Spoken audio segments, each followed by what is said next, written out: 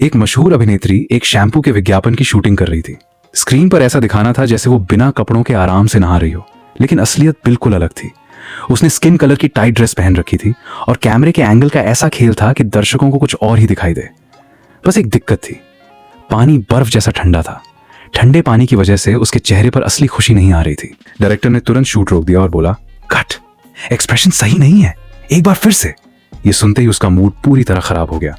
वैसे भी वो इस घटिया विज्ञापन को करना नहीं चाहती थी, लेकिन कॉन्ट्रैक्ट की वजह से मजबूर थी। उसने गहरी सांस ली और खुद को समझाया, चलो एक आखिरी टेक। इस बार उसने कमाल की एक्टिंग की। ऐसा लगा मानो सच में इस शैम्पू का इस्तेमाल करके उसे दुनिया की सबसे ज्यादा खुशी मिल रही हो। डायरेक्टर की तरफ से कोई आवाज नहीं आई, इसलिए उसने सोचा कि टेक ओके हो गया है।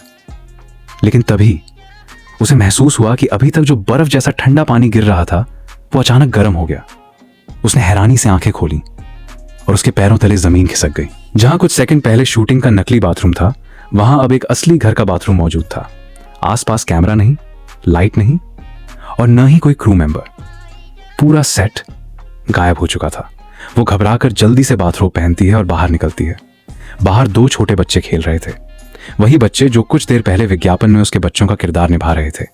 इतने में एक आदमी भी सामने आता है, वही अभिनेता जिसने विज्ञापन में उसके पति का रोल किया था। अभिनेत्री गुस्से में पूछती है, डायरेक्टर कहाँ है? ये सब क्या मजाक चल रहा है? लेकिन आदमी उसकी बात सुनकर हैरान हो जाता है।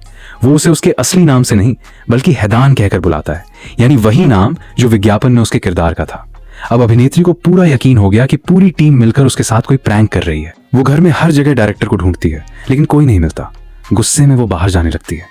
तभी वो आदमी उसका हाथ पकड़कर कहता है, तुम इस हालत में बाहर जाओगी?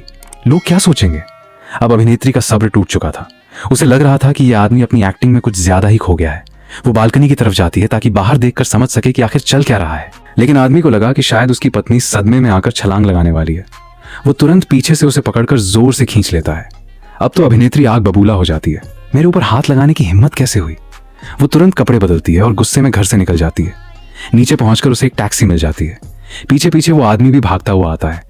बार बार उसका नाम लेकर रोकने की कोशिश करता है, लेकिन वो एक बार भी पलटकर नहीं देखती। सीधे अपने बॉयफ्रेंड के घर पहुंचती है।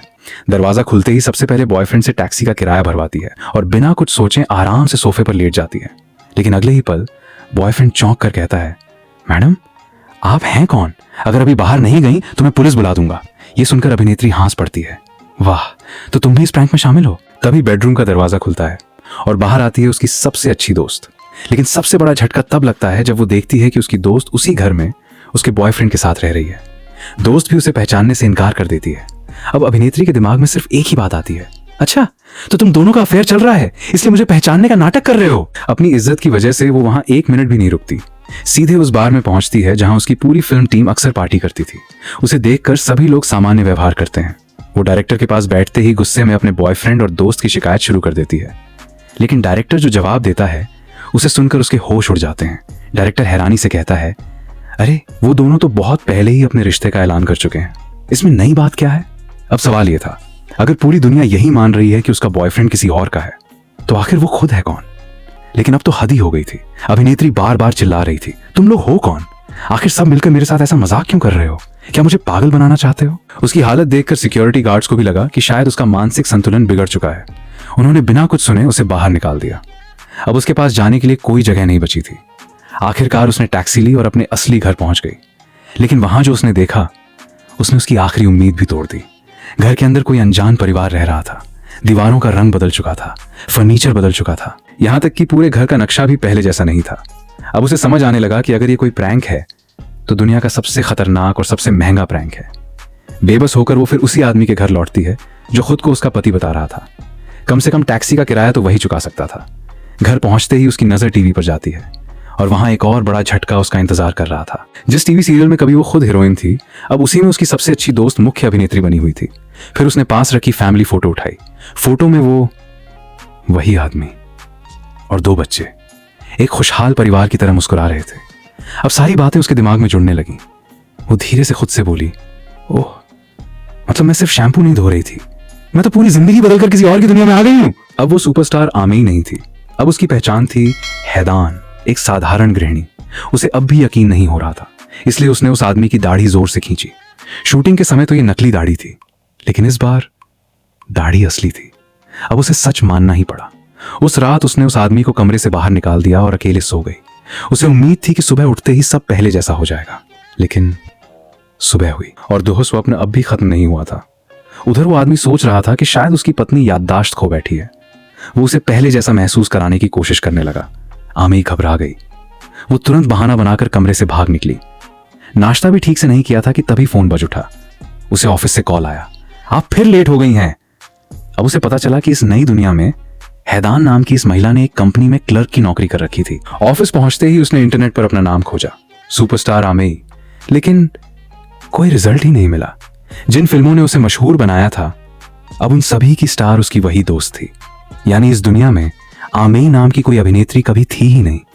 तभी मैनेजर ने उसे अपने कैबिन में बुलाया। पहले से ही परेशान आमेई अंदर घुसते ही फट पड़ी। सुनिए, मैं कोई हैदान नहीं हूं, मेरा नाम आमेई है। मैं एक बड़ी अभिनेत्री हूं, मैंने न जाने कितने अवार्ड जीते हैं, लेकिन यहां कोई मुझे पहचान क्यों नहीं रहा। मैनेजर कुछ पल उसे घूरता रहा, फिर मुस्कुराकर बोला, हाँ मैं तुम्हें पहचानता हूं, तुम आमेई हो, एक बहुत बड़ी स्टार। ये सुनते ही आमेई की आंखों में खुशी के आंसू आ गए। आखिरकार किसी ने तो उसे पहचान लिया। उसे लगा अब ये पागलपन खत्म होने वाला है। मैनेजर बोला, चलो मैं तुम्हें एक खास जगह ले चलता हूं।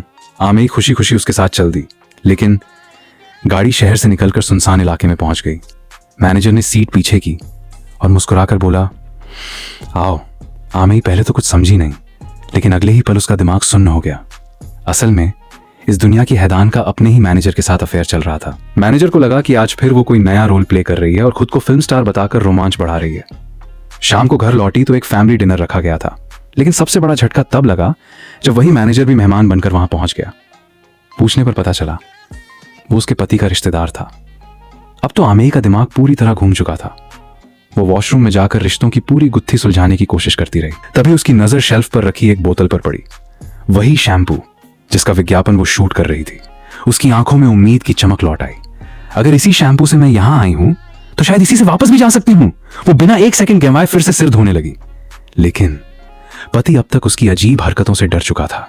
उसे लगा उसकी पत्नी मानसिक रूप से बीमार हो गई है, इसलिए सीधे उसे मानसिक अस्पताल में भर्ती करा दिया गया। डॉक्टर ने पूछा, तुम्हें क्या परेशानी है? आमेई बोली, मुझे कोई बीमारी नहीं है, मैं बस शैम्पू से दूसरी दुनिया में आ गई हूं। शायद इसका संबंध क्वांटम फिजिक्स से हो। डॉक्टर ने उसकी बात सुनी और बिना एक शब्द बोले नर्स को इशारा कर दिया। अगले ही पल उसे बेहोशी का इंजेक्शन लगा दिया गया।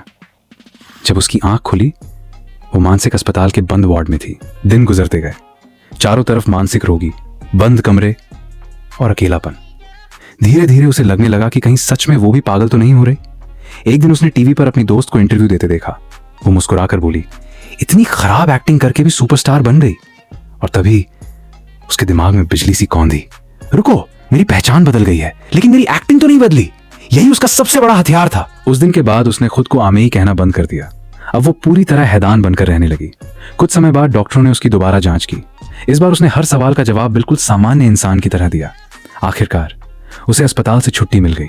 घर लौटकर वो एक आदर्श गृहिणी की तरह रहने लगी, लेकिन उसके दिल में सिर्फ एक सपना था, फिर से अभिनेत्री बनना। वो अपने पुराने बॉयफ्रेंड के थिएटर पहुंचती है। भले ही वो उसे पहचान नहीं रहा था, लेकिन वो उसकी हर पसंद जानती थी।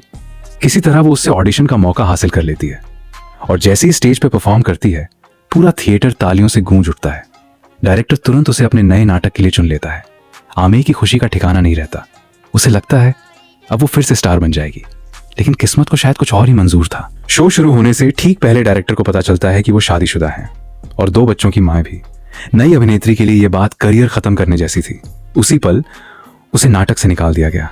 जिस मौके के लिए उसने सब कुछ दांव पर लगा दिया था, वो एक पल में खत्म हो गया। इस बार वो पूरी तरह टूट गई। वो बिल्डिंग की छत पर पहुंची और अपनी जिंदगी खत्म करने का फैसला कर लिया। लेकिन जैसे ही उसने छलांग लगाने की कोशिश की, अचानक सब कुछ बदल गया। उसने आंखें खोली और खुद को फिर उसी विज्ञापन के सेट पर पाया। चारों तरफ कैमरे, लाइट्स, डायरेक्टर और पूरी टीम तालियां बजा रही थी। सिर्फ 1 मिनट के विज्ञापन की शूटिंग में उसे ऐसा लगा मानो उसने हैदान की पूरी जिंदगी जी ली हो। अब वो पहले वाली घमंडी सुपरस्टार नहीं रही। वो पहले से कहीं ज्यादा विनम्र और समझदार बन चुकी थी। लेकिन कहानी यहीं खत्म नहीं होती। उसने अपने हाथ पर नजर डाली। वहां वही जलने का निशान था जो हैदान बनकर खाना बनाते समय पड़ा था। यही सवाल छोड़कर फिल्म खत्म हो जाती है। अगर आपको भी इस फिल्म का असली मतलब समझ आया हो तो कमेंट में जरूर बताइए।